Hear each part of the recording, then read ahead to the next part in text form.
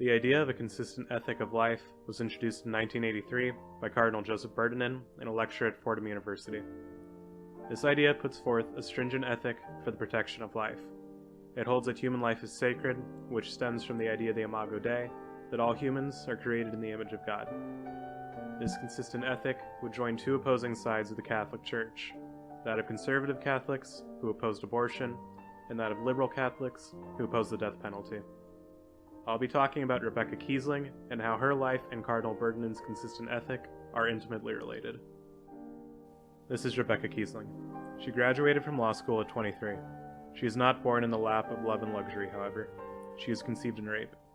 Her biological mother lived in Michigan, where at the time abortion was illegal. She attempted abortion twice. The first back alley abortionist she visited was in terrible condition. According to Kiessling, it was covered in dirt and blood, which discouraged the mother from going through with the abortion.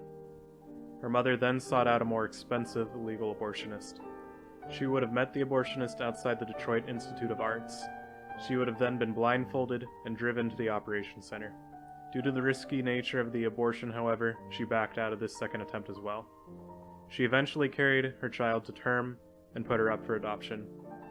The daughter, Rebecca Kiessling, was raised by a Jewish family in Detroit. At age 18, she learned of the circumstances surrounding her conception.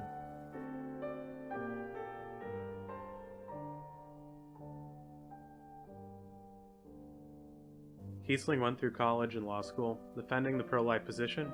However, she said that she was suffering internally. Her origin led to mental trauma, and she developed self-destructive behavior. She entered into abusive relationships throughout law school. And so I really settled in relationships. Like, I should be thankful that somebody would want to be with someone like me. And those relationships became abusive, and ultimately I was beat up by a boyfriend from law school. He broke my jaw. My front tooth was hanging.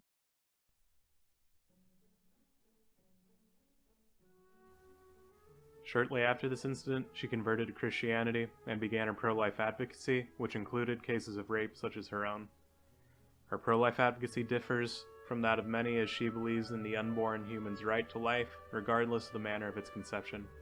Most notably, this includes rape. The basic idea behind this is that the unborn life should not be punished for the actions of the rapist. She defends the dignity of the human person primarily through her legal and scholarly works.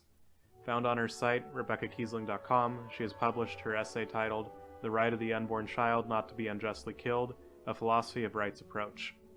In it, she examines several pro-choice arguments and responds offering her own reasoning to as why a consistent ethic of life applies regardless of the situation surrounding your conception.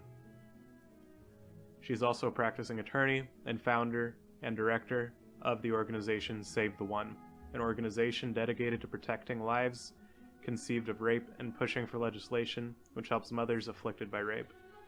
This organization has worked on the Rape Survival Child Custody Act project, which works to ensure the termination of the parental rights of rapists.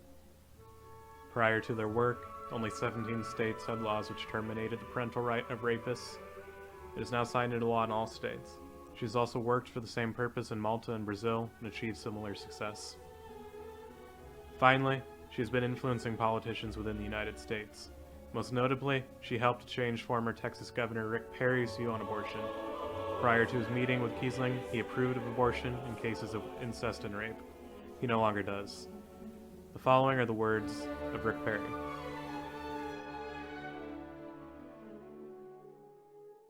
And it goes back to a meeting with Rebecca Kiessling, who was at the Gift for Life, and we had a fairly lengthy and heartfelt conversation about how she was conceived and raped, and looking in her eyes, and I couldn't come up with an answer to defend the exceptions for rape and incest. And she made a statement to me that was really profound and pierced my heart. Rebecca Kiessling was brought into this world in one of the worst ways imaginable. What she has done with her life, however, shows that all life is sacred and deserving. That is Rebecca Kiessling, and she defends a consistent ethic of life.